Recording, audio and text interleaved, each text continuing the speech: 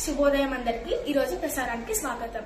నా పేరు సత్యశ్రీవల్లి. నేను 7వ తరగతి చదువుతున్నాను. మీకు తెలుసా, ఈ రోజు నోబెల్ బహుమతి దినోత్సవం. ప్రతి సంవత్సరం డిసెంబర్ 10న ఈ నోబెల్ బహుమతి దినోత్సవాన్ని జరుపుకుంటారు.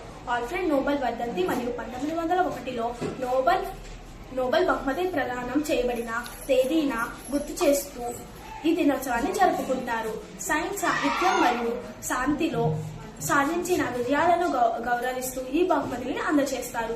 ఈ బహుమతులు స్వీడన్లోని స్టాక్ హోమ్ లో గొప్ప వేడుకలతో అందజేస్తారు. మన భారతదేశం నుండి రవీంద్రనాథ్ ఠాగూర్ గారు ఈ నోబెల్ బహుమతిని 1913లో తీసుకున్నారు. శుభోదయం అందరికీ. నా పేరు నిత్యశ్రీ. నేను 3వ తరగతి చదువుతున్నాను. ఈరోజు నేను చెప్పబోయేది పద్యం. అనగా అనగా రాగమతి సేల్చినుండు, తినక తినక వేము తీయనుండు, సాధనమున పనులు సమకూరు ధరలోన, విశ్వదాభిరామ వినురవేమ. ధన్యవాదాలు.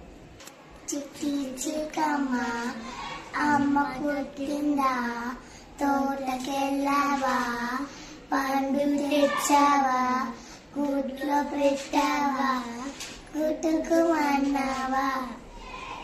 నా పేరు యశస్వి. నేను 3వ తరగతి చదువుతున్నాను. నేను ఈరోజు చెప్పబోయేది పాఠం. మా తెలుగు తల్లికి మల్లెపు దండ, మా కన్న తల్లికి మంగళ హారతిలు, కడుపులో బంగారు, కనుచూపులో కరుణ, చిరునవ్వులో సిరులు దొరలించు మా తల్లి.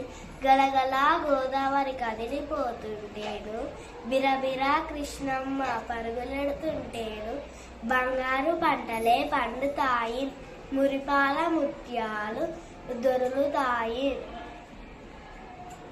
అమరావతి నగర అపురూప శిల్పాలు, త్యాగయ్య గొంతులో తారాడు నాదాలు, తిక్కయ్య కలములో తీయందనాలు, నిత్యమై నిఖిలమై నిలిచి ఉండేదాకా, రుద్రమ్మ భుజశక్తి, మల్లమ్మ పాతిభక్తి, తిమ్మరసు దిమ్ముక్తి, మల్లమ్మ పతిభక్తి, తిమ్మరసు దిమ్ముక్తి, కృష్ణరాయని కీర్తి, మా చెవులు రింగుమని దాకా,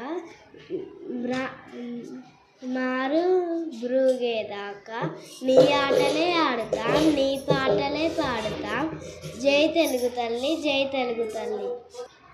ఇవాటి ప్రసారం సమాప్తం. ధన్యవాదాలు.